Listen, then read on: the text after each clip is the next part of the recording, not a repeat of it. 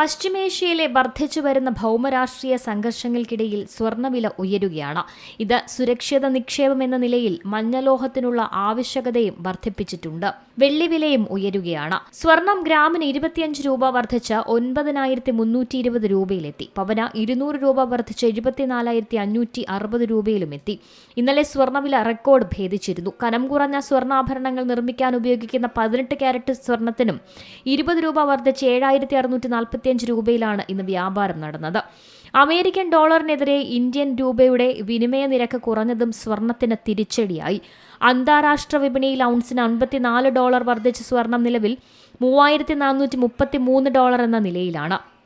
കഴിഞ്ഞ ഏപ്രിലിൽ രേഖപ്പെടുത്തിയ ഔൺസിന് $3,500 റെക്കോർഡ് വില.